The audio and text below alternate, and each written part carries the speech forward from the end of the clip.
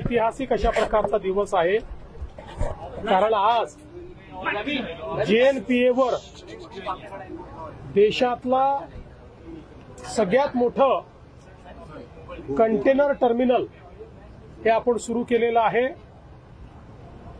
जवळपास 4.8 million TEU एवढी capacity असलेलं हे टर्मिनल देशातलं सगळ्यात मोठं टर्मिनल आहे आणि हे टर्मिनल सुरू झाल्यामुळे आता देशातली सगळ्यात मोठी कॅपॅसिटी ही महाराष्ट्रामध्ये तयार झालेली आहे आणि आता महाराष्ट्राने देशातल्या सगळ्या राज्यांना मागे टाकलेलं आहे।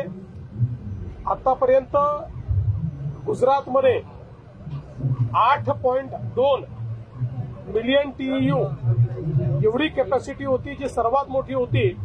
आता महाराष्ट्रातली आपली कॅपॅसिटी किंवा JNPA ची कॅपॅसिटी ही 10 मिलियन TEU एवढी झालेली असल्यामुळे आज आपण देशामध्ये नंबर 1 झालेलो आहोत आणि विशेषतः port of Singapore authority, PSA India आणि JNPA यांनी अतिशय चांगल्या पद्धतीनं हे टर्मिनल तयार केलंय।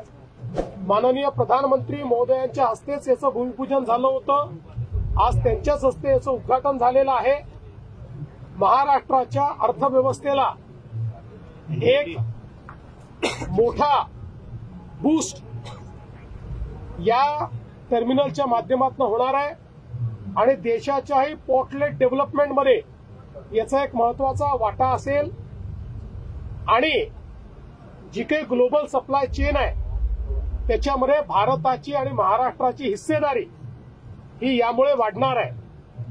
यासोबत आपण आता वाढवणचं पोर्ट देखील तयार करतो आणि वाढवण पोर्ट तयार झाल्यानंतर पुढचे 100 वर्ष महाराष्ट्र हा देशाचं जे काही मॅरिटाईम रिव्होल्यूशन आहे, सागरी व्यापाराची क्रांती आहे, त्या क्रांतीचं नेतृत्व करेल अशा प्रकारची व्यवस्था आज उभी झालेली आहे। म्हणून आजचा दिवस हा महाराष्ट्राकरता आणि भारताकरता अतिशय ऐतिहासिक आहे।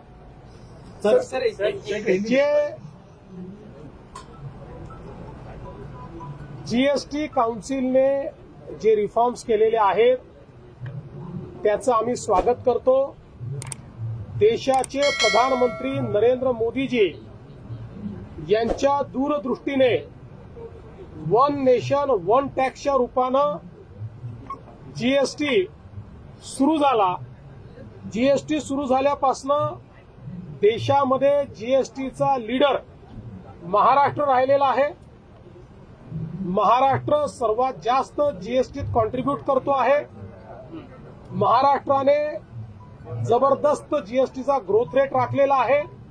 याही महिन्यामध्ये सर्वाधिक कलेक्शन महाराष्ट्राने केलेलं आहे आणि ज्यावेळी सेकंड जनरेशन रिफॉर्म्स हे आणण्याचं प्रधानमंत्री मोदयांनी घोषित केलं, हे जे काही रिफॉर्म्स आहेत हे अत्यंत महत्वाचे आहेत, कारण काही स्लॅब्स काढून टाकण्यात आलेले आहेत आणि बहुतांश गोष्टी या खालच्या स्लॅबमध्ये आणण्यात आलेल्या आहेत।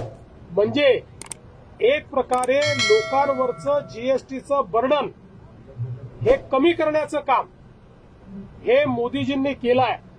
देशाच्या इतिहासात असं फार कमी होतं की अशा प्रकारचे जे काही इनडायरेक्ट टॅक्सेस असतात त्या टॅक्सेसमध्ये इतका मोठा स्वीपिंग रिफॉर्म हा शक्यतोवर पाहायला मिळत नाही, पण तो मोदीजींनी केला आणि त्याला काल GST काउन्सिलने मान्यता दिली आणि मला सांगताना आनंद वाटतो महाराष्ट्राने या रिफॉर्म्सचं GST काउन्सिलमध्ये पूर्ण समर्थन केलं आणि ज्यावेळी GST रोल आउट झाला त्यावेळी लोक म्हणायचे की अडचण होईल, पण ती झाली नाही। आताही मला विश्वास आहे की याच्यामुळे व्यापाराला खूप मोठ्या प्रमाणात फायदा होईल, व्यापार बूस्ट होईल, नवीन रोजगार निर्मिती होईल, लोकांवरचा बोजा कमी होईल आणि अर्थव्यवस्थेला प्रचंड मोठी चालना मिळेल। आणि म्हणून हे सेकंड जनरेशन रिफॉर्म्स करण्याकरता मी प्रधानमंत्री नरेंद्र मोदीजी यांचे मनापासून आभार मानतो.